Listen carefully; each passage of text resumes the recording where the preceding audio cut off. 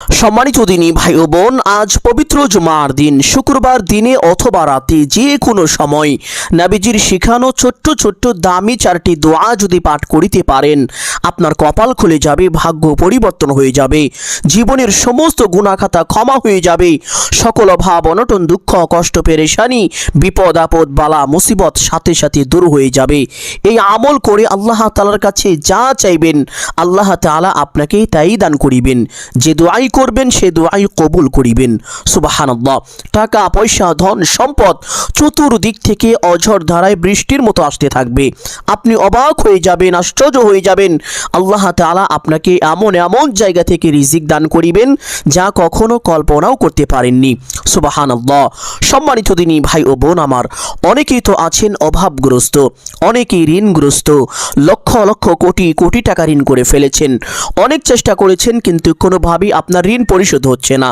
আমি বলবো, আপনার ঋণের পরিমাণ যদি পাহাড় সমান হয়ে থাকে, শুক্রবার দিনে অথবা রাতে যে কোনো সময় আপনি যখনই সময় পাবেন এই ছোট্ট আমলটি করুন। আল্লাহ তাআলা কুদরতিভাবে অতি দ্রুত আপনার সমস্ত ঋণ পরিশোধ করে দিবেন, সকল অভাব অনটন দূর করে দিবেন। সুবহানাল্লাহ। অনেকে আছেন যেই দিকে যান শুধু ব্যর্থ হয়ে যান। ব্যবসা বাণিজ্য করেন, কামাই রুজি করেন, চাকরি বাকরি করেন, কিন্তু কোনোভাবেই আপনার উন্নতি হচ্ছে না। দিন দিন ক্ষতির মধ্যে পড়ে যাচ্ছেন, আপনার লোকসান হয়ে যাচ্ছে। আমি বলবো এই ছোট্ট আমলটি করুন। আল্লাহ তাআলা এই আমলের বরকতে দুনিয়া ও আখিরাতের প্রত্যেকটি জায়গায় প্রত্যেকটি কাজে আপনাকে পূর্ণ সফলতা ও উন্নতি দান করিবেন। সকল প্রকার ব্যর্থতা ও অবনতি থেকে আল্লাহ তাআলা স্বয়ং নিজ কুদরতি হাতে আপনাকে হেফাজত করবেন। সুবহানাল্লাহ। অনেকে চাকরি খুঁজছেন কিন্তু চাকরি হচ্ছে না। আমি বলবো এই ছোট্ট আমলটি করুন। এই আমলের বরকতে আল্লাহ তাআলা অতি দ্রুত আপনাকে ভালো চাকরির ব্যবস্থা করে দিবেন। অনেকেই বিদেশ যেতে চান কিন্তু ভালো ভিসা পান না। আমি বলবো এই ছোট্ট আমলটি করুন।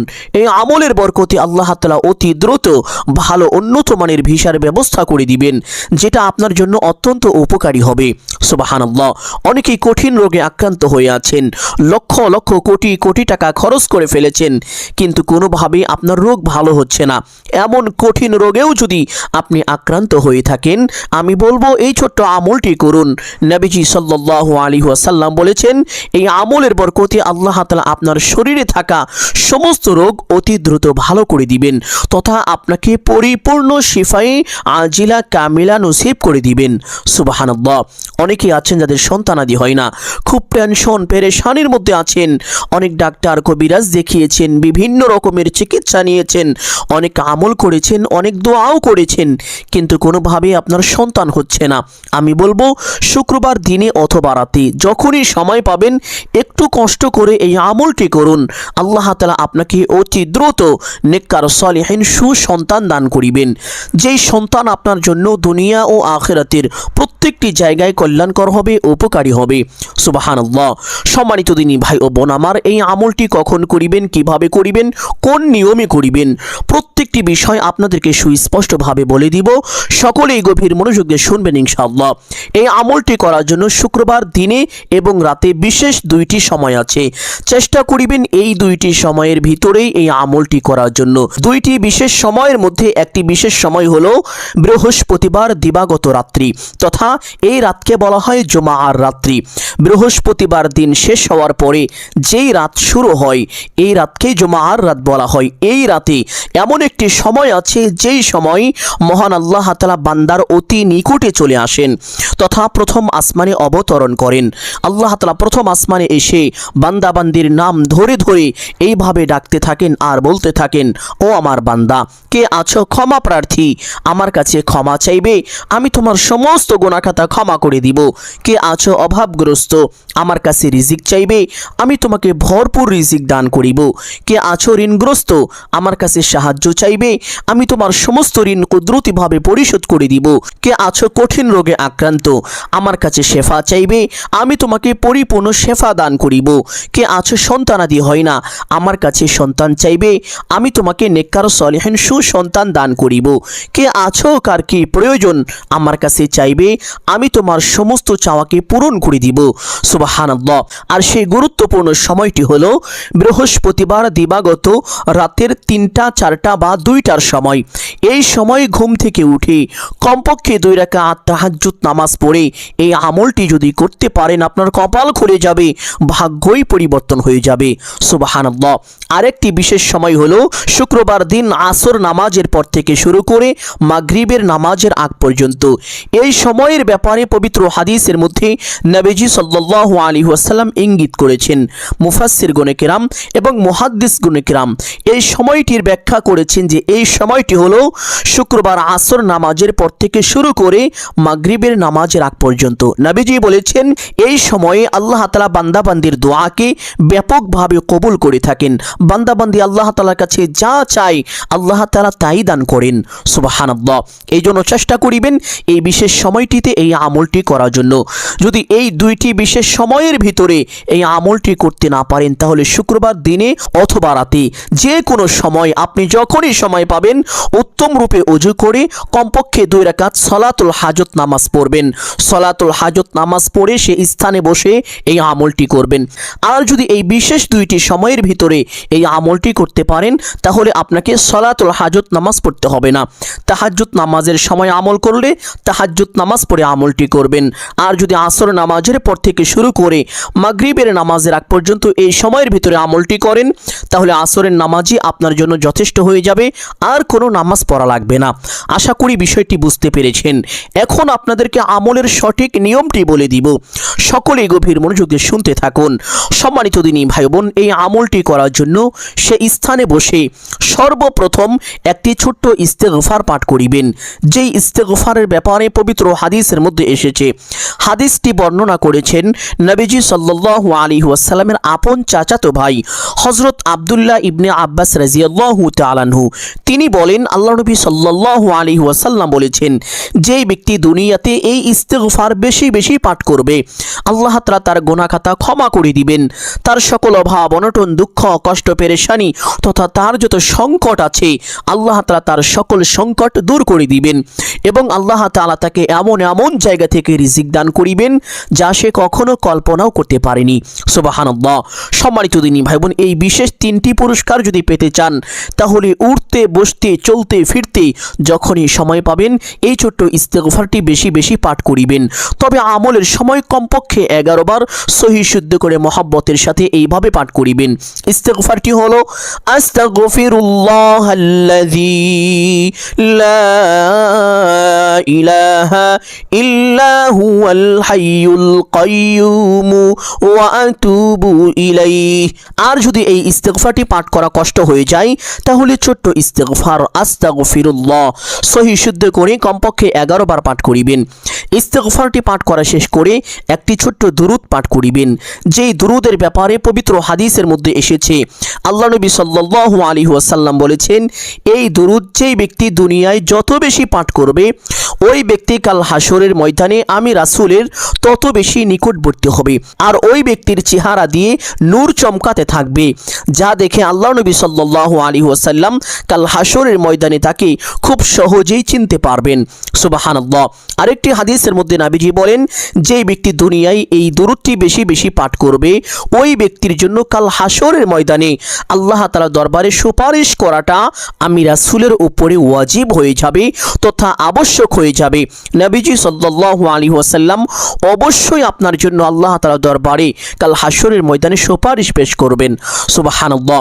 শুধু তাই নয়, নবীজি বলেন, যেই ব্যক্তি একবার আমি রাসূলের উপরে এই দুরূদ পাঠ করে, আল্লাহ তাআলা সাথে সাথে ওই ব্যক্তির উপরে কমপক্ষে 10টি রহমত নাজিল করেন। তাকে বড় বড় 10টি বিপদ থেকে আল্লাহ তাআলা স্বয়ং নিজ কুদরতি হাতে হেফাজত করেন। তার মনের বড় বড় 10টি আশা বাসনা আল্লাহ তাআলা সাথে সাথে পূরণ করে থাকেন।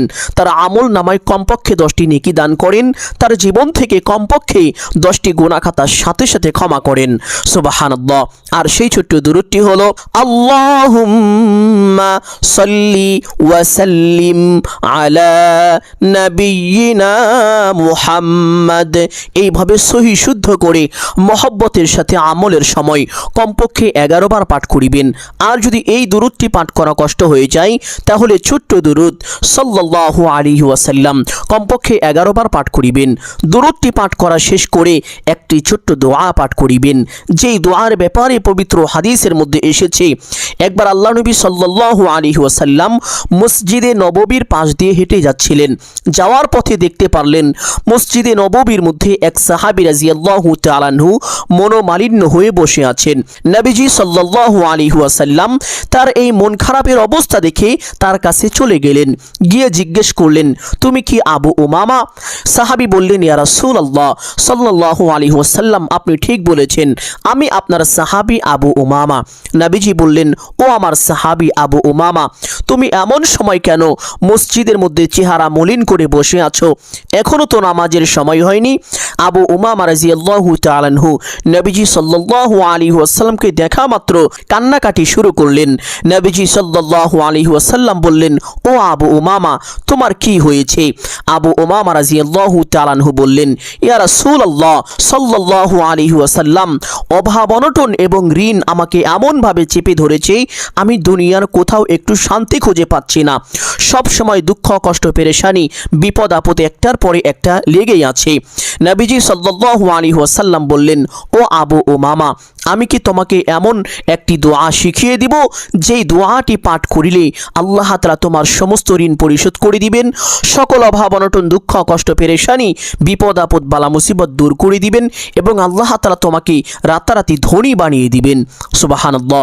আবু উমামা রাদিয়াল্লাহু তাআলা আনহু বললেন, ইয়া রাসূলুল্লাহ সাল্লাল্লাহু আলাইহি ওয়াসাল্লাম, তাহলে আমাকে এই দোয়াটি শিখিয়ে দিন, আমি খুবই উপকৃত হব।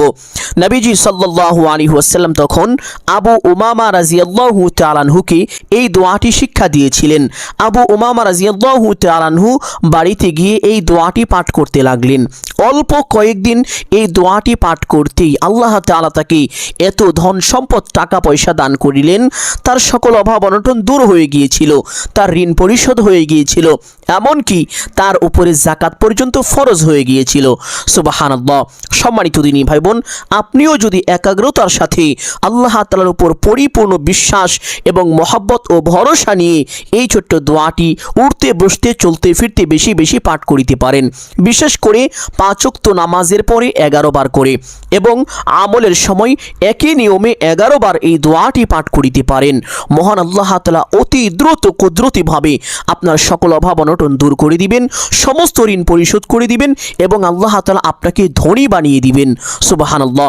ছোট্ট দোয়াটি বলে দিব, একটু কষ্ট হলেও চেষ্টা করিবেন মুখস্থ করে নেওয়ার জন্য। যদি মুখস্থ করিতে না পারেন কোনো সমস্যা নেই, বাংলায় লিখে রাখুন, দেখে দেখেও আমলটি করতে পারবেন। দোয়াটি হলো, আল্লাহুম্মা ইন্নী আউযু বিকা মিনাল হাম্মি ওয়াল হাজানি ওয়া আউযু বিকা মিনাল আজিজি ওয়াল কাসালি ওয়া আউযু বিকা মিনাল জুবনি ওয়াল বুখলি ওয়া আউযু বিকা মিন গলাবাতিদ দাইনি ওয়া কহরির রিজাল। দোয়াটি এইভাবে মহব্বতের সাথে 11 বার পাঠ করা শেষ করে আরেকটি দোয়া পাঠ করিবেন, যেই দোয়া সম্পর্কে পবিত্র হাদিসের মধ্যে এসেছে একবার এক ব্যক্তি হযরত আলী রাদিয়াল্লাহু তাআলা আনহু এর কাছে কিছু সাহায্য চাইলেন। হযরত আলী রাদিয়াল্লাহু তাআলা আনহু তখন ওই ব্যক্তিকে বললেন, হে ভাই, আমি কি তোমাকে এমন কয়েকটি বাক্য শিখিয়ে দিব যেই বাক্যগুলো পাঠ করিলে তোমার ঋণের পরিমাণ যদি পাহাড় সমানও হয়ে থাকে তবুও মহান আল্লাহ তাআলা কুদরতিভাবে তোমার সমস্ত ঋণ পরিশোধ করে দিবেন, এমনকি তোমার ঋণ পরিশোধের দায়িত্ব আল্লাহ তাআলা নিজ জিম্মায় নিয়ে নেবেন, তোমার উপরে আর কোনো দায়িত্বই থাকবে না। অতঃপর হযরত আলী রাদিয়াল্লাহু তাআলা আনহু ওই ব্যক্তিকে একটি দোয়া শিখিয়েছিলেন। ওই ব্যক্তি বাড়িতে গিয়ে এই আমলটি করতে লাগলেন। আল্লাহ তাআলা এই দোয়ার উসিলা করে তার সকল অভাব অনটন দূর করেছিলেন এবং তার পাহাড় সমপরিমাণ ঋণ পরিশোধ করার ব্যবস্থা করে দিয়েছিলেন। সুবহানাল্লাহ। সেই ছোট্ট দোয়াটি বলে দিব, একটু কষ্ট হলেও চেষ্টা করিবেন মুখস্থ করে নেওয়ার জন্য। যদি মুখস্থ করিতে না পারেন কোনো সমস্যা নেই, বাংলায় লিখে রাখুন, দেখে দেখেও আমলটি করতে পারবেন। আমলের সঠিক নিয়মটি হলো 5 ওয়াক্ত নামাজের পরে দোয়াটি 7 বার করে পাঠ করিবেন এবং চেষ্টা করিবেন উঠতে বসতে চলতে ফিরতে যখনই অভাব অনটনের কথা মনে পড়ে যাবে, ঋণের কথা স্মরণ হয়ে যাবে, সাথে সাথে এই দোয়াটি পাঠ করতে থাকবেন এবং আমলের সময়ও ঠিক একই নিয়মে কমপক্ষে 7 বার সহি শুদ্ধ করে এইভাবে দোয়াটি পাঠ করিবেন। দোয়াটি হলো আল্লাহুম্মা কফিনি বিহালালিকা আন হারামিকা ওয়া আগনিনি বিফাদলিকা আম্মান সিওয়াক। এই দোয়াটি এইভাবে 7 বার পাঠ করা শেষ করে একটি ছোট্ট দোয়া 100 বার একটু কষ্ট করে হলেও পাঠ করিবেন।